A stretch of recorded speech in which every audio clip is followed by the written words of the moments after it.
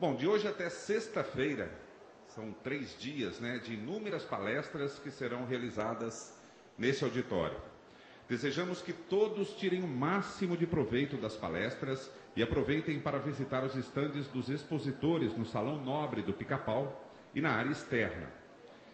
Convidamos e agradecemos aqui a presença dos ilustres convidados e convidamos aí para que fiquem à vontade. Para agora a palestra do senhor Alisson Paulinelli. Vocês podem ficar à vontade, descompor a mesa, ou se quiserem continuar na mesa. Mas dizer que Alisson Paulinelli, ex-ministro da Agricultura, é bom a gente lembrar que quando ele era ministro, foi uma das pessoas que mais fomentou a implantação da cafeicultura no Cerrado brasileiro. É bom lembrar isso. Então iniciaremos o ciclo de palestras com o engenheiro agrônomo e ex-ministro da Agricultura, Alisson Paulinelli, que falará sobre o agronegócio como fator de competitividade e segurança alimentar. Com vocês, então, a palestra do ex-ministro da Agricultura, Alisson Paulinelli.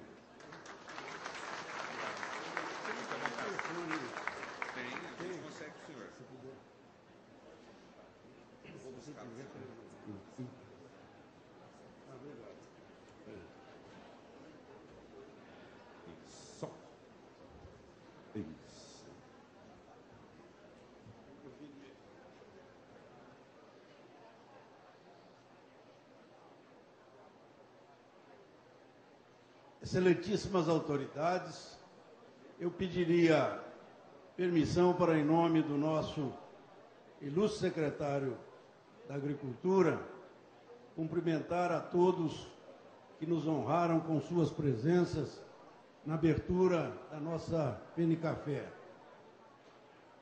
Eu quero, em primeiro lugar, me penitenciar que o ano passado eu quis vir aqui, fiz um grande esforço, mas não foi possível. Eu estou com a vida bastante agitada, muito mais do que se imagina. E hoje mesmo, para estar aqui, não foi fácil. Eu tive um compromisso ontem à noite em Brasília, que terminou quase 1h da manhã. Meu avião atrasou 1 hora aí, em função da chuva que caiu e deu uma neblina forte, o aeroporto fechou, mas atrasei-me, estou aqui com muita honra. E ainda hoje eu tenho um pequeno compromisso. Eu saio daqui, vou a Brasília, e de lá pego um avião para ir a Boa Vista, em Roraima, onde o governador está me esperando lá, porque até que, enfim, o governo federal reconheceu que acabou com o Estado lá, com aquela loucura que ele fez, em função daquela quase destruição de um Estado inteiro, numa reserva indígena, e recompôs o Estado com 3 milhões de hectares agora, que estão sendo efetivamente entregues ao Estado. E o governador está preocupado porque o Estado quebrou. E agora precisa de produzir para poder ter uma renda e conseguir se recuperar. Porque do jeito que está, ele sabe que não vai ter como. E eu me comprometi com ele de estar lá amanhã. Agora, mesmo assim, eu estou muito feliz de estar aqui. Eu acho que essa reunião que vocês estão fazendo aqui, ela é tradicional, ela está adquirindo uma importância muito grande. É um centro de convergência de opiniões, de experiências, de debates, de discussões sobre temas tão importantes que a cafeicultura brasileira precisa urgentemente discutir e tomar essas decisões para que haja uma possibilidade do Brasil recompor o quadro que ele teve na cafeicultura mundial. Nós já ocupamos 80% do mercado internacional de café. Hoje estamos aí, no máximo, em torno de 20%. E a razão, nós sabemos. Outros países começaram a produzir, concorreram conosco, Em alguns deles fizeram qualidade. Essa qualidade é um fator fundamental no mercado internacional e nos tomaram uma grande fatia que nós precisamos recompor. A cafeicultura tem sido muito importante para o país. E eu vou chamar a atenção disto em função do que está ocorrendo nos dias de hoje. Vocês pediram que a gente viesse aqui discutir. A primeira coisa que eu vou dizer é que o Brasil, por ser um país tropical, ele não conseguia concorrer com os países das regiões temperadas. Só concorreu em produtos tropicais. E foi o café quem mais deu ao Brasil uma significância, uma competência e, sobretudo, riqueza. O café veio lá da Etiópia, entrou pelo Pará, veio descendo o Nordeste, até que chegasse aqui nas nossas Gerais, São Paulo, Paraná, e aqui efetivamente se estabilizasse. Mas é importante chamar a atenção que esta evolução da cafeicultura se procedeu de uma forma muito espontânea, de uma forma sem um conhecimento científico que nos desse garantia de que essa cafeicultura poderia manter a hegemonia que ela tinha. Mas a verdade é que o Brasil se sustentou durante mais de 100 anos através da nossa cafeicultura. Esses últimos 100 anos, sempre que se faz uma análise econômica no Brasil, vocês vão ver a presença da cafeicultura como suporte de economia. Ora mais, ora menos. A cafeicultura mudou o país. Vocês precisam observar que foi através da cafeicultura que o país se urbanizou. Quando Getúlio Vargas, em 1930, fez aquele primeiro plano estratégico para industrializar o país, e vocês devem se lembrar que naquela época, país desenvolvido era país industrializado. A teoria da industrialização, do industrialismo, era que dominava todas as nações do mundo. O automatismo, a máquina a vapor, a máquina a combustão, a máquina elétrica, eram os fatores que indicavam desenvolvimento. Isto só veio modificar em 1929, quando houve aquela crise internacional. Aliás, crise internacional que nós estamos vendo um filme se repetir aí. As famosas bolhas, as valorizações das ações acima do patrimônio que elas representavam, e aí veio o cracking. Quando veio o cracking, vejam bem o que ocorreu. País como o Brasil, que tinha na cafeicultura uma estabilidade, praticamente não sofreu tanto. Se passou rapidamente. E é interessante que o nosso presidente Getúlio Vargas, que tinha em mente fazer um país industrializado para se desenvolver, ele montou um projeto ousado de industrialização. E temos que reconhecer que deu certo.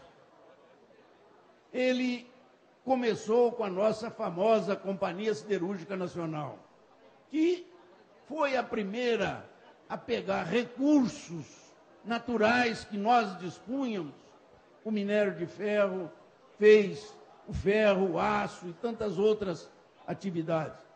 Ele botou no seu projeto, um projeto estratégico de desenvolvimento, a industrialização como chave.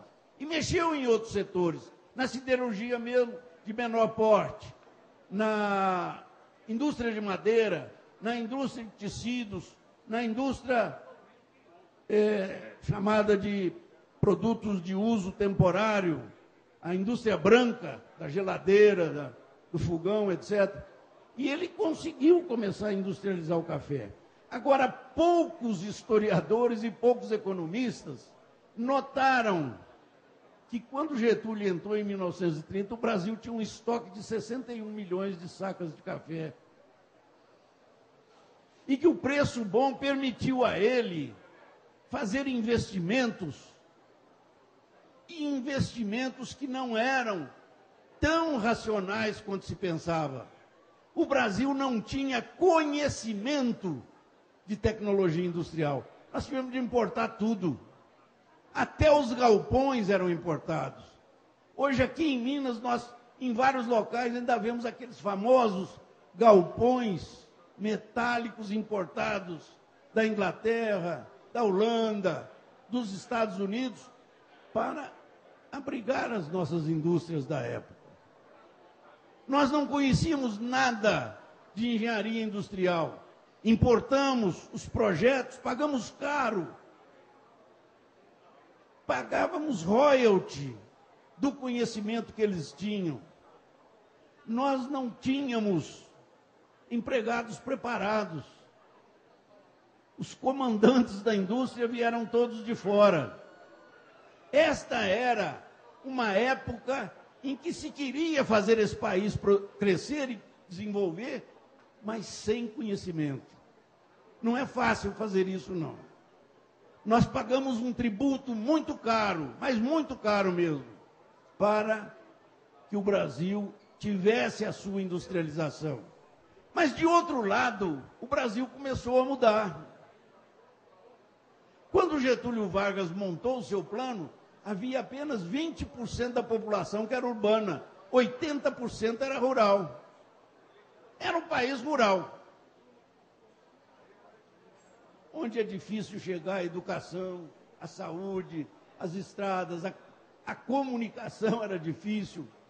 Muito bem, Getúlio fez um grande esforço.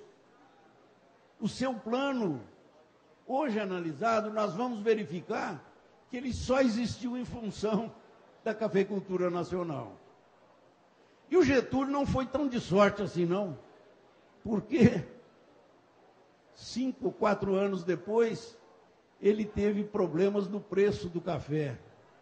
E se vocês forem estudar a história do café no Brasil, vocês vão ver que Getúlio queimou quase 30 milhões de sacas de café em praças públicas para se fazer a sustentação. Aqui eu quero chamar a atenção, em que pese, hoje se falar nisso, não é uma racionalidade, mas ele conseguiu sustentar o preço do café que ele precisava para continuar a importar projetos, tecnologia, máquina e até matérias-primas.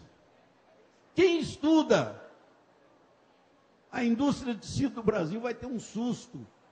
As primeiras indústrias de tecido eram totalmente importadas, os principais funcionários eram estrangeiros, e nós produzimos os primeiros tecidos no Brasil com algodão importado. Não tinha importância, porque o café pagava.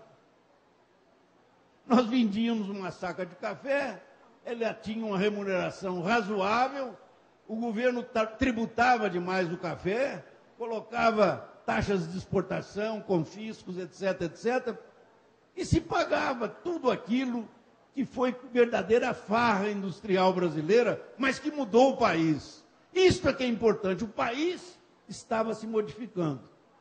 E esse projeto de Getúlio continuou, um pouco lento, mas continuou, até que na década 50 aparece um mineiro, nosso conterrâneo, que mudou a face desse país, que foi Juscelino Kubitschek de Oliveira. Ele tinha uma capacidade de comunicação que parecia que injetava uma injeção de cânfora na veia de cada brasileiro.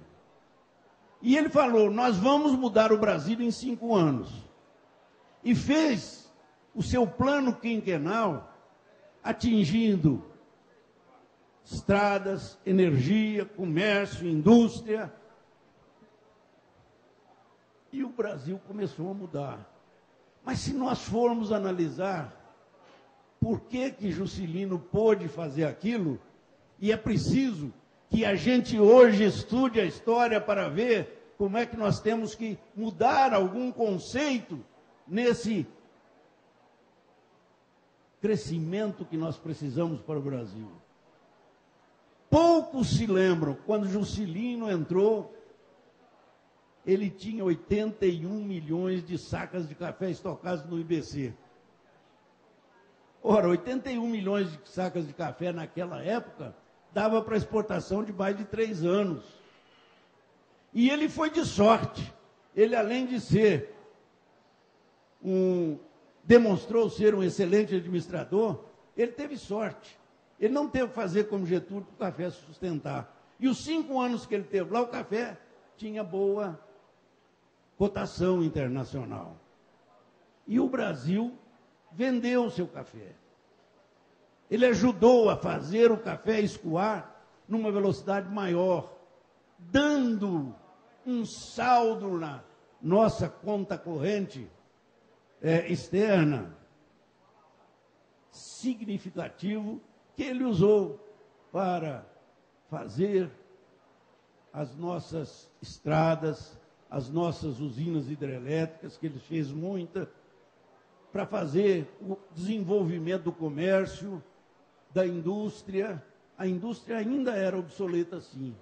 Era uma indústria que não era capaz de competir. Não tem importância, a conta café pagava.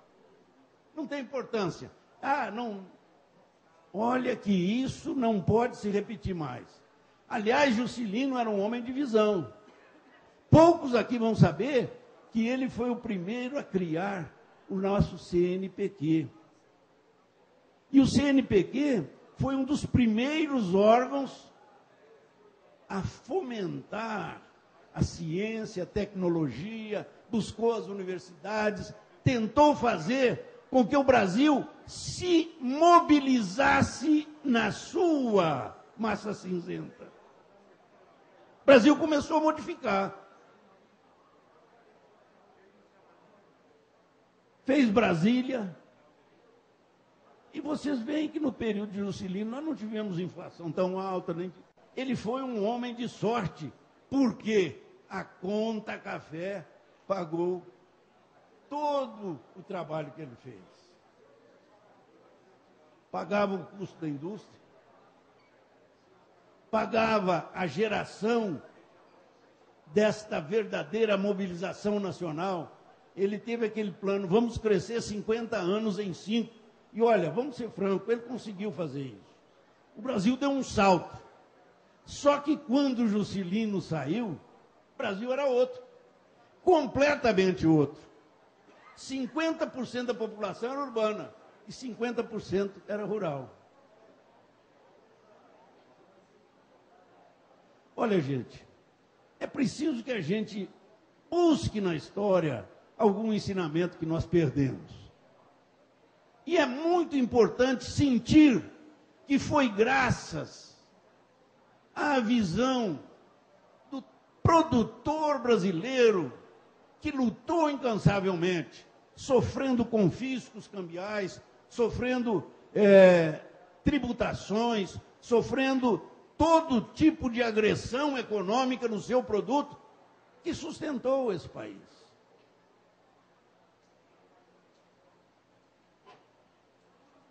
Não podemos reclamar, não. Esse Brasil que se industrializou também se urbanizou. E o Brasil, na década de 60, praticamente era meio a meio.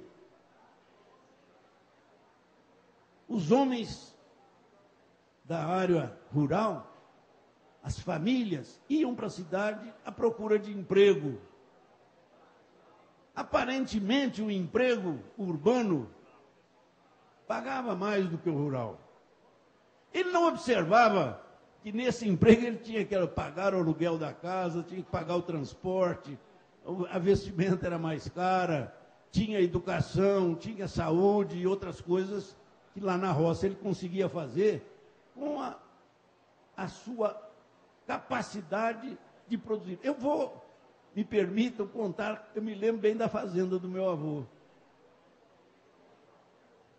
Era uma fazenda que não dependia muito dos outros, não. Nas terras baixas ele plantava um arroz. Aquelas mais altas, mais férteis, plantavam milho.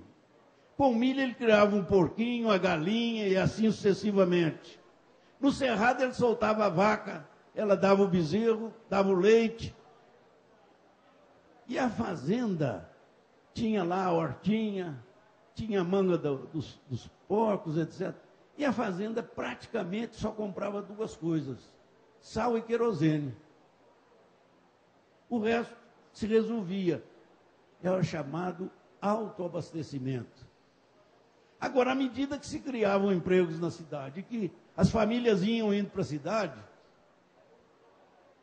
lá ele não tinha a terra baixa, mais a alta, nem a porquinho, coisa nenhuma. Ele tinha a venda da esquina. E na venda da esquina, ele passava a ser um demandador. E foi esse período exatamente que fez um diferencial no Brasil. De um lado, olha o que eu vou dizer, o setor produtivo, que era eficiente em café, em cacau, em borracha, em madeiras tropicais, veja que eu estou falando só em produto tropical, gerava um recurso que era suficiente para manter a indústria, manter o comércio, manter as estradas, as energias, que se investiu muito, sem maiores problemas para a nação. Mas começou a surgir um outro problema que era grave. Na venda da esquina, começou a faltar abastecimento. Aquela metade da população que ficou no campo não estava sendo capaz de produzir o suficiente para outra metade que estava na cidade. E a venda da esquina, a cada ano, subia mais o custo dos alimentos, porque estavam faltando. A lei do mercado não protege ninguém. Escassez, preço alto. E eu tive com o próprio Juscelino uma experiência muito interessante. Ele foi paraneiro da minha turma. E eu fiz um violento discurso, fui orador da turma, um violento discurso, acusando o Juscelino de não ter feito na agricultura o que ele fez na indústria, no comércio, na estrada, na energia. E foi interessante a resposta dele. Ele deu a entender que o Brasil não estava preparado para receber os recursos que ele dispôs nos outros segmentos, onde ele importava tudo. O Brasil importou, sim, do mundo temperado e desenvolvido, que sabe produzir agricultura, as tecnologias químicas e mecânicas, mas a biológica não. Nós estamos numa outra área do globo tropical, onde o trigo não dá bem aqui, a soja não dava bem aqui, o milho não dava bem aqui, e assim sucessivamente. E o mercado internacional estava com tanto produto que era mais fácil comprar lá fora. E o Brasil passou a ser um importador. A década 60, o Brasil começou a aumentar ano a ano a importação do alimento que nós consumíamos. Um país gigante desse tamanho, importando alimentos. Não tinha problema. A conta café também pagava. Pagava o custo da indústria e pagava a importação de alimentos. Dava mais ou menos. A década 70 modificou tudo isso. Estou vendo que tem uns jovens aqui, talvez não se lembrem bem isso, mas os mais antigos, como nós, nos lembramos da crise do petróleo. Em 1972, o petróleo sai de 3 dólares o barril e vai para 11 dólares o barril. Eu entrei no governo em 74 e várias vezes nos reunimos, porque nós só conseguíamos comprar o petróleo no mercado spot a 15 ou 19 dólares. Ô, gente, não preciso explicar muito. Aguentar a conta da indústria, o café aguentou. Aguentar a importação, o café aguentou.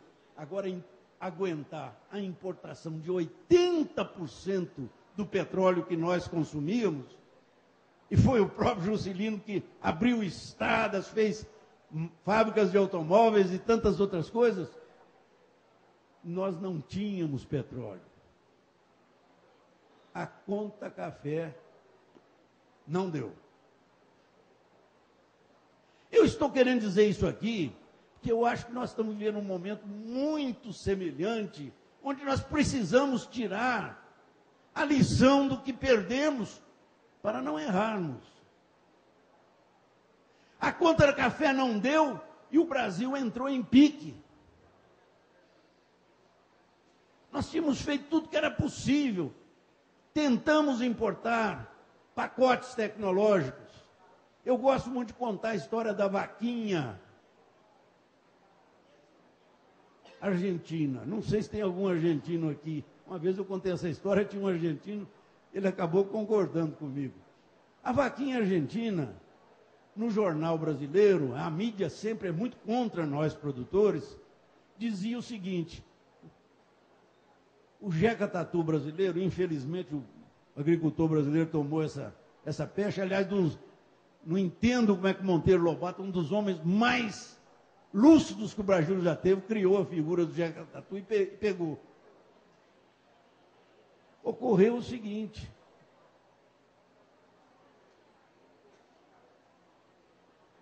o jornal só falava, enquanto o Jeca Tatu aqui tem uma vaca que dá 1,5 litro de leite, o argentino tem uma que dá 12 litros, que tira 300 dias, e o nosso aqui, no máximo, 120. Era verdade, o pior era isso.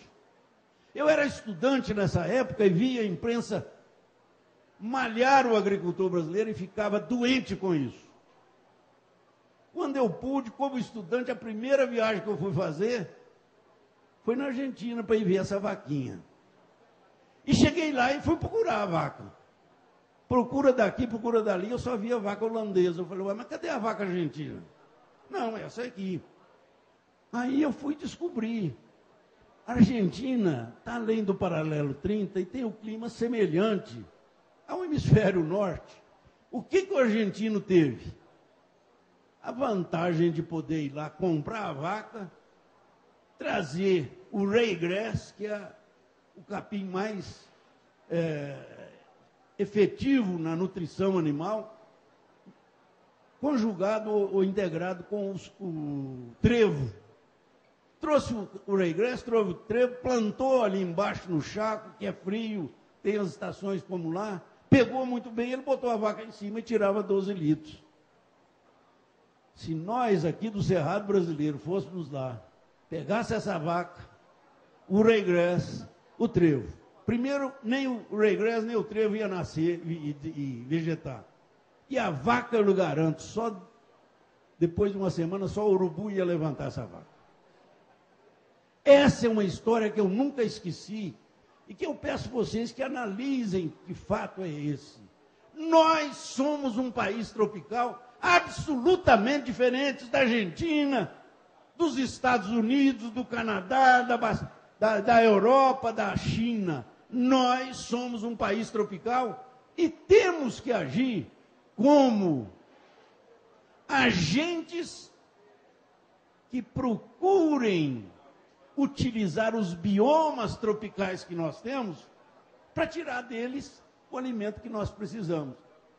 Não existe tecnologia tropical no globo. Eu passei um dilema. Entrei no governo, o Brasil importava mais de 30% dos produtos que consumia. E olha, a situação não era brincadeira, não. Porque nós comprávamos lá fora, esporadicamente. O Brasil importava leite, mais de 50%. O trigo era 90 e tantos por cento que nós importávamos para fazer o pão.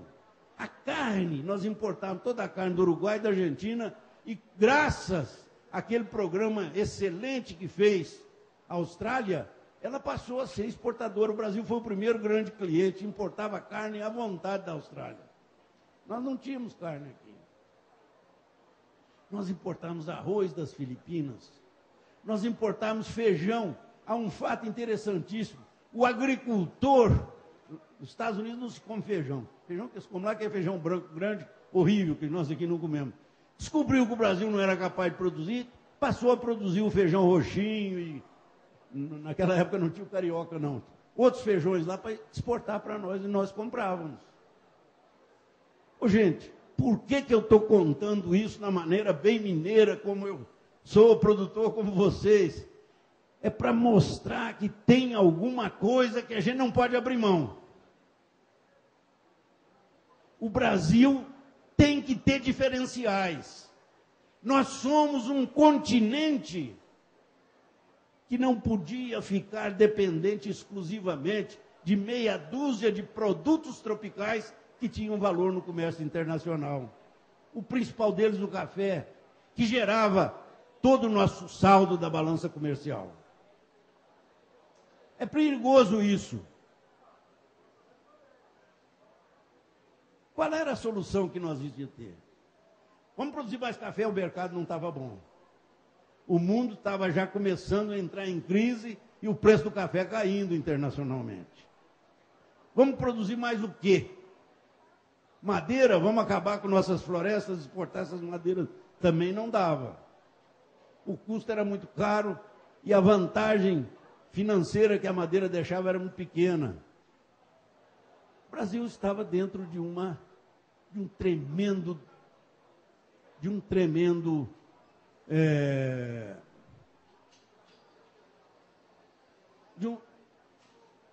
indecisão.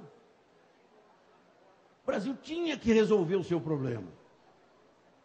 Como é que nós resolveríamos o problema? Investindo para achar petróleo? O Brasil já estava investindo e muito, e não achava o petróleo. Nós vamos melhorar a nossa indústria de uma hora para outra?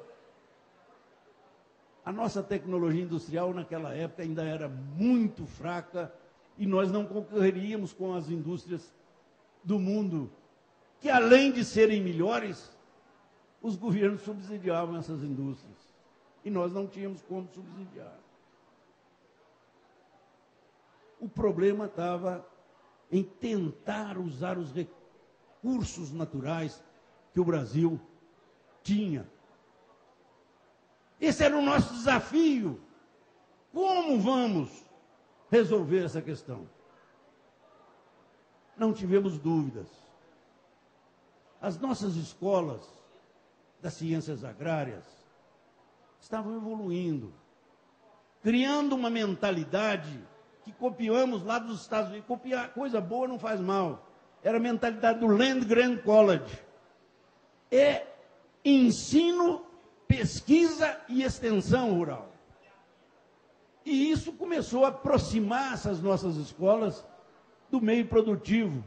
E elas começaram a formar profissionais mais capazes, sabendo discernir que se nós não criássemos, veja a chave do problema, se nós não criássemos conhecimento próprio para os nossos biomas, nós não teríamos nenhuma capacidade competitiva. Querer transferir tecnologia de região temperada para tropical não deu certo. Nós tentamos isso muitos e muitos anos. Ou criávamos aqui o nosso conhecimento, ou então estaríamos falidos. Esta é a razão pela qual esses profissionais que saíram dessas escolas e foram para governos, eles foram capazes de convencer os dirigentes que a saída era conhecimento, ciência, tecnologia, inovação para a produção que nós não tínhamos. Meus amigos, isso aconteceu. Foi por isso que houve a criação da Embrapa. Foi por isso que 17 estados criaram as suas empresas de pesquisa. Foi por isso que os 23 estados da década 70 que nós tínhamos, criaram os seus serviços de extensão rural. coordenados pela Embrater, com programas objetivos para levar os melhores conhecimentos que nós já tínhamos ao produtor para que ele modificasse. O café nos ensinou muito. O café foi persistente. A pesquisa ajudou a melhorar esse café. E o cafeicultor aceitou a mudança. E o Brasil passou a ser um produtor mais agressivo.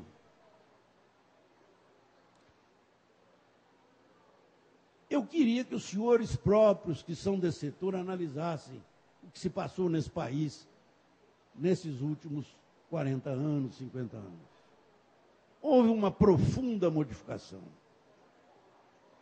Se o mundo temperado levou 4.000 anos para gerar o conhecimento que ele precisa para produzir mais, melhor, mais barato, nós aqui em 20 anos conseguimos modificações profundas, especialmente nas plantas de origem temperada, e conseguimos modificar a feição da produção nacional.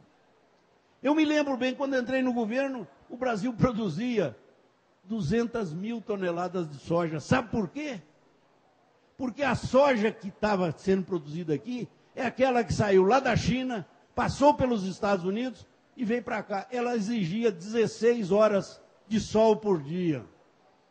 E onde produzia 16 horas de sol por dia no Brasil? Só lá embaixo, ali abaixo do Alegrete, aquele paralelo 30 que passa ali, dali para baixo tinha as 16 horas. O Brasil não passava de 200.000 toneladas de soja. Nós importávamos óleo à vontade, embora naquela época ainda tinha banha de porco, que hoje não tem mais. Mas a verdade é que nós precisávamos mudar isto.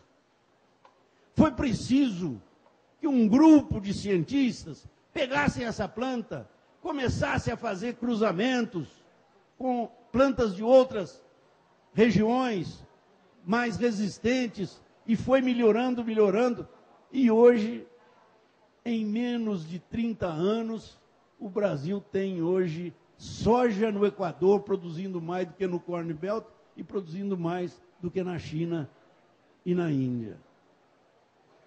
Foi resultado disto que nós acreditamos. Ô, gente, nós aprendemos a trabalhar os nossos biomas.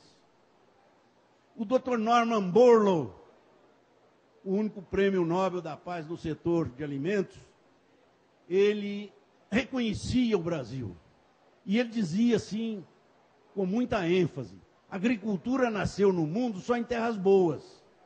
O homem foi lá, tirou a vegetação nativa, a mata, o que era, e plantou sucessivamente. Então ele citava a Bacia Central Asiática, que foi a primeira a ser transformada em produção, a Bacia Central da Europa, a dos Estados Unidos, que pegava o Canadá, e ele citava como exemplos de regiões que produziam a partir de terras boas.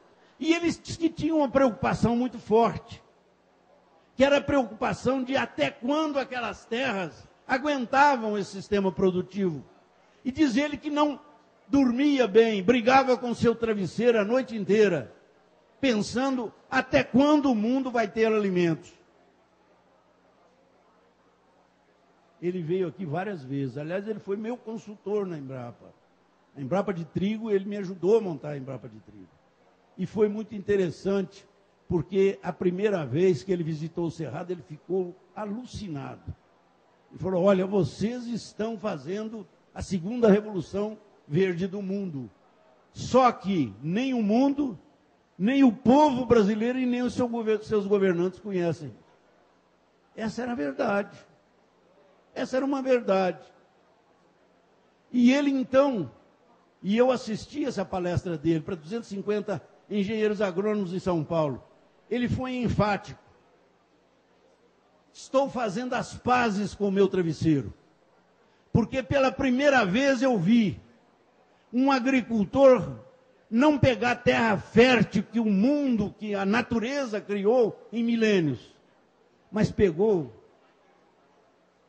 terra de fazer longe, de fazer distância, que não era produtiva, o cerrado, e o transformou na mais competitiva e produtiva terra do globo. O Brasil fez o inverso. Nós partimos de biomas totalmente degradados. Se fala tanto aí hoje, não há bioma mais degradado do que o cerrado. E não fomos nós produtores, não. O cerrado começou a ser degradado antes do descobrimento do Brasil. Vocês sabiam que o índio, quando aprendeu a usar o fogo, ele botava fogo no cerrado para vir a brotação e ele se escondia para a caça que vinha comer o broto, ele matar mais fácil. E isto começou a haver queimas sucessivas e o cerrado é considerado ainda hoje a área mais degradada do globo. Pois bem,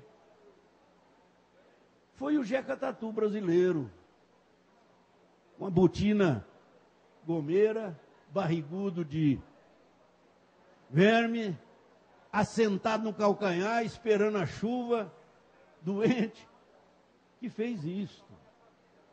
Ele acreditou, ele buscou conhecimentos de que você podia modificar. Aquela terra tinha topografia adequada, chuvas muito bem distribuídas, e que se ele desse um tratamento especial, ele transformaria aquele cerrado numa região produtiva. E foi isso que nós fizemos. O cerrado é indiscutível hoje, o maior celeiro que o mundo tem. E depende dele. Plantamos inclusive café. Eu estou vendo os mais antigos aqui que se lembram a briga que nós arrumamos para que o IBC deixasse plantar café no cerrado. Alguns companheiros nos ajudaram, outros queriam nos trucidar. E eu cito o doutor Paulo Amota como um grande companheiro que acreditou no café do cerrado. Eu sei que vocês já homenagearam ele várias vezes. Meus amigos, esta mudança ocorreu. Mas nós não estamos apercebendo ainda que esse nosso país, veja o que eu vou dizer, adquiriu através de um conhecimento próprio, a tecnologia. Ele em 30 anos criou uma nova agricultura tropical no globo. Olha o que eu estou dizendo, uma nova agricultura tropical. Não existia. E esta agricultura está demonstrando ao mundo que ela que é capaz. Porque ela, além de ser competitiva, produtiva, produz produtos excelentes, de melhor qualidade, de preço mais baixo. Esta agricultura está aí desbancando os tradicionais produtores. Meus amigos, eles estão morrendo de medo, sabem que o Brasil vai crescer e que eles vão perder o mercado. Nos respeitam. Nos respeitam. É isso que eu queria que os senhores entendessem. Nós hoje não somos o Jeca Tatu incompetente. O mundo nos olha diferente, enquanto no Brasil nós somos taxados latifundiários, exploradores de mão de obra, somos devedores que não pagam suas dívidas. Ninguém olha o que está se passando com o setor agrícola. É impressionante isso. Eu vou contar para os senhores um fato que precisa ser realçado no Brasil. Em 1974, quando eu entrei no governo, a Fundação Getúlio Vargas nos ajudava a pesquisar custos de alimentos que eram altíssimos.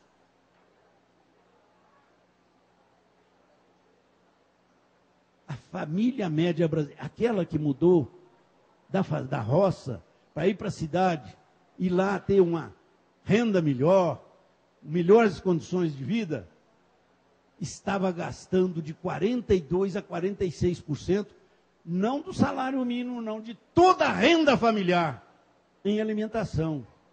Ô, gente, quem gasta metade do salário em alimentação, não sobra dinheiro para vestuário, para transporte, educação, saúde. E os bens, moradia e etc., que nós precisamos. Este é um confronto que nós precisamos de entender. Que tem muita gente assambarcando do produtor. Fomos nós que em 30 anos triplicamos a nossa produtividade. Fomos nós que fomos capazes de transformar terras incultas nas mais produtivas do globo. Fomos nós que estamos dando ao país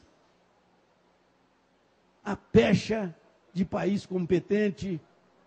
E lá fora, reconhecem que a nossa agricultura, a nossa pecuária é muito mais sustentável do que a deles.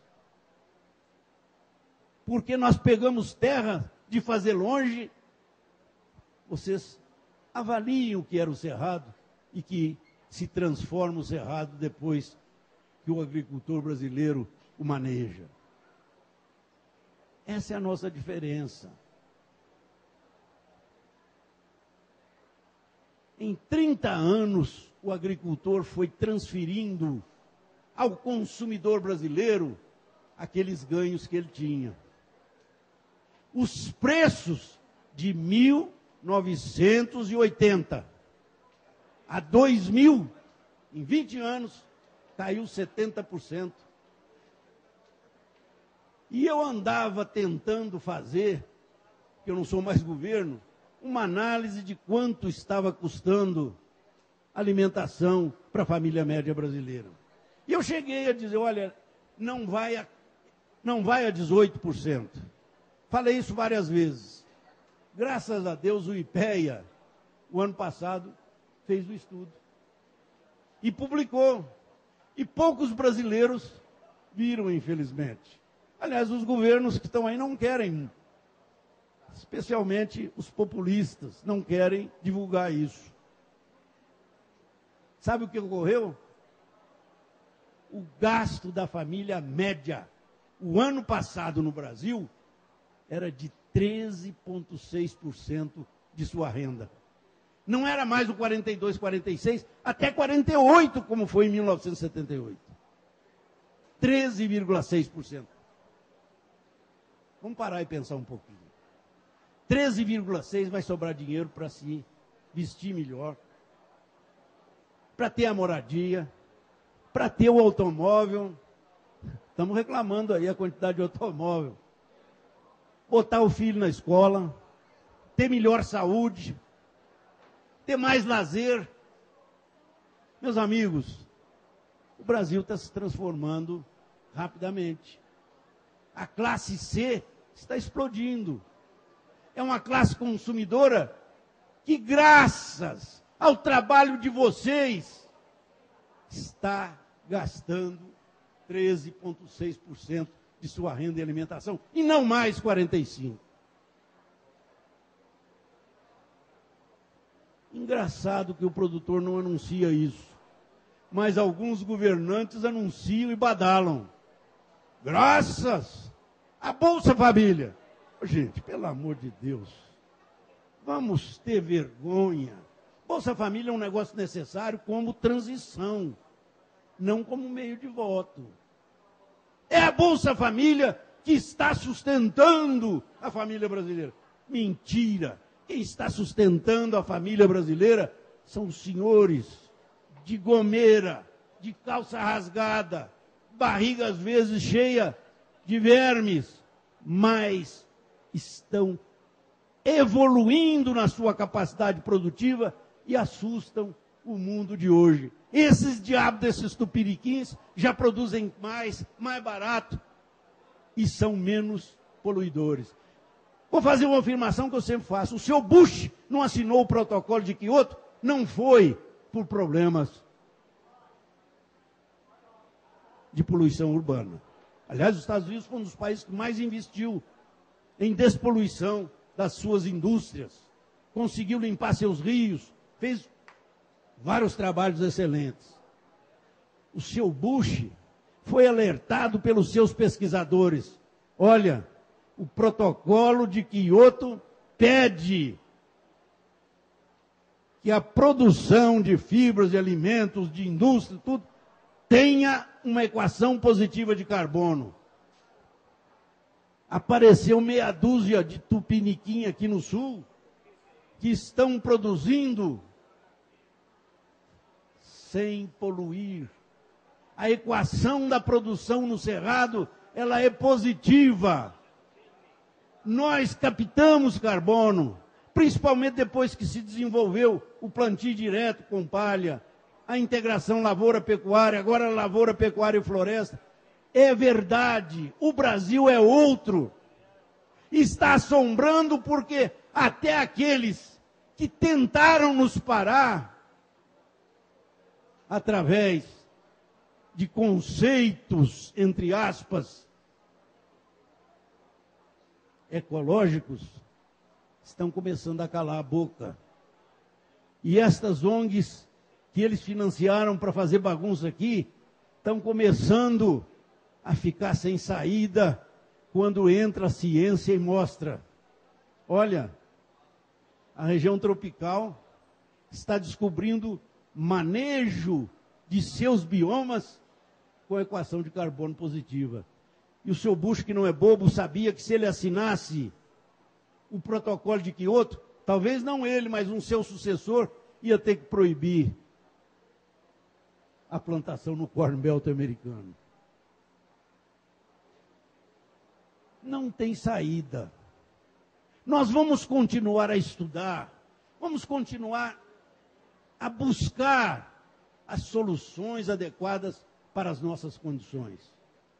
Esse país é grande e o mundo sabe que só nas áreas degradadas nós podemos aqui triplicar a nossa área de plantio.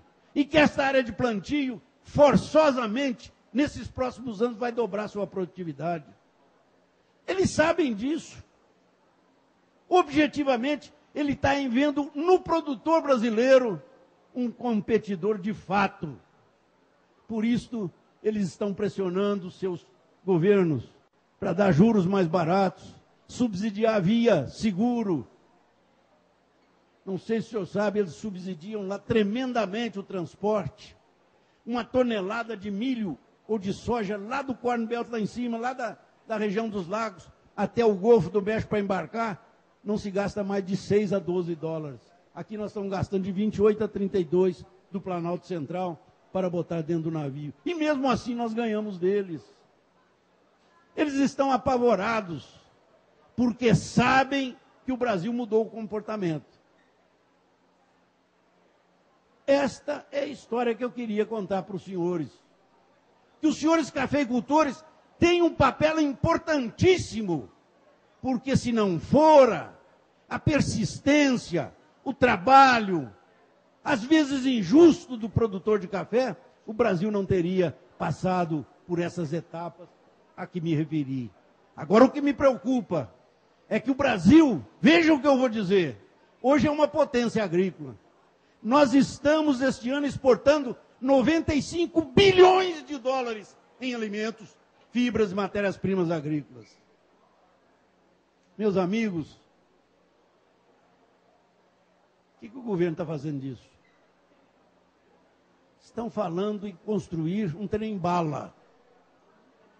Trem-bala para 1.500 cariocas, paulistas e uns 500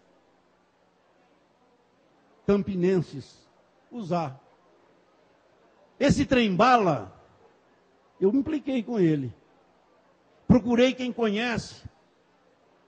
Trabalho em algumas empresas que tem gente especializada e tem trocado ideias com eles.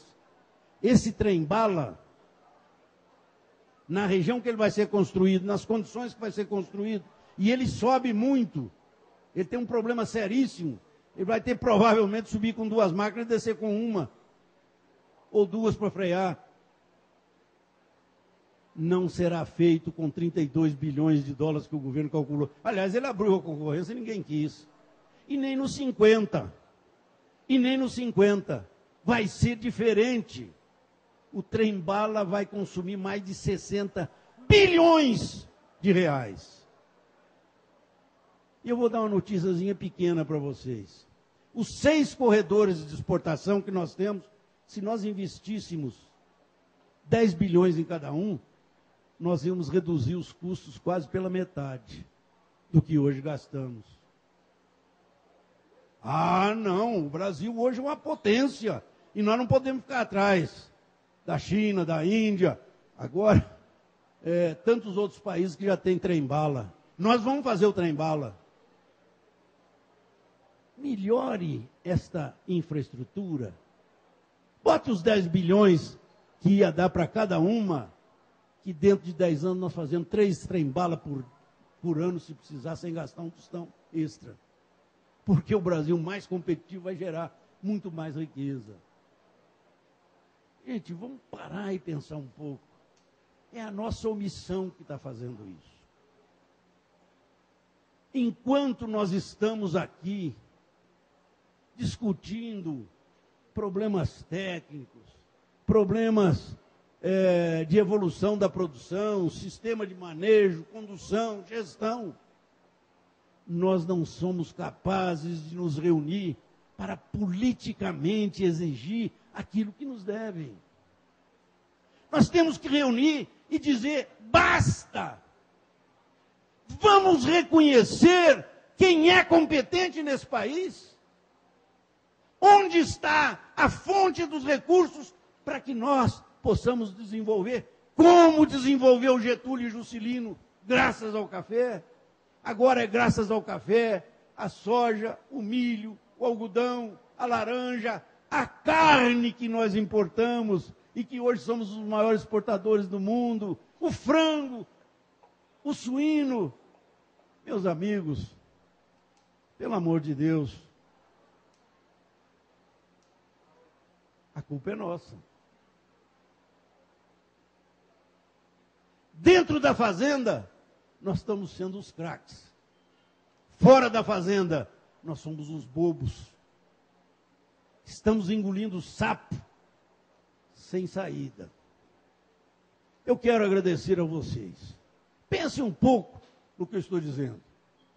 Isso tem consequência. Desde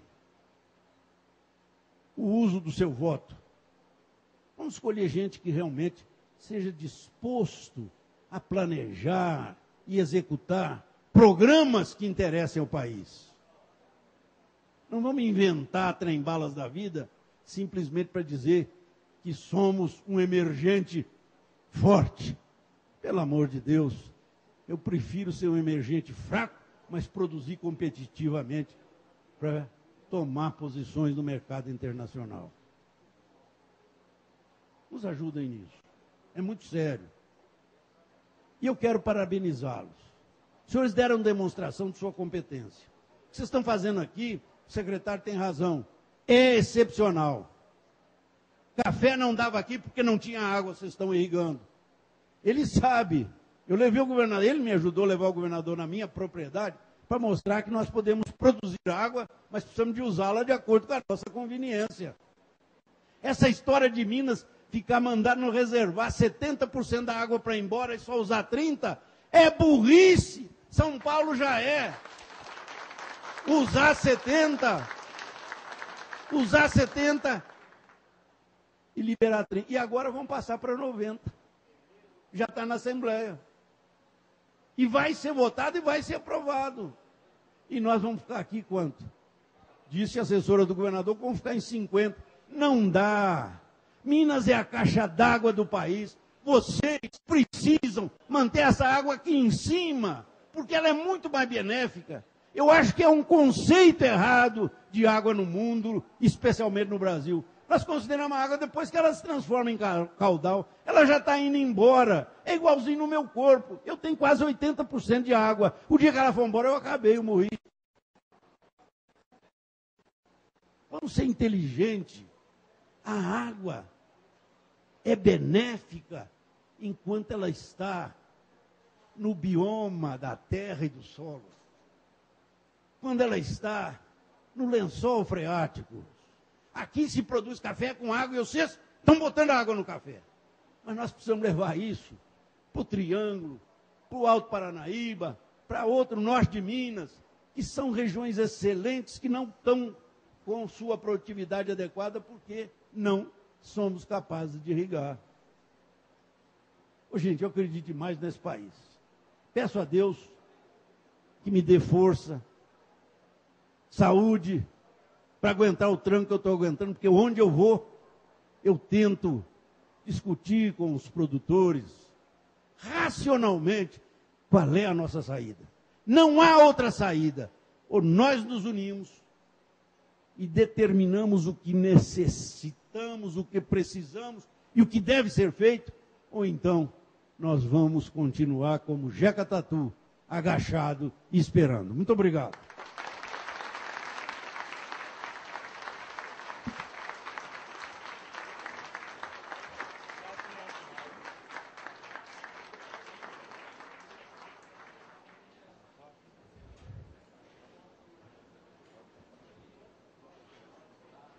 O ministro Paulinelli foi homenageado justamente hoje aqui, mas só tinha mineiro elogiando ele. Eu quero destoar, porque não foi só em Minas que ele foi o melhor ministro da Agricultura.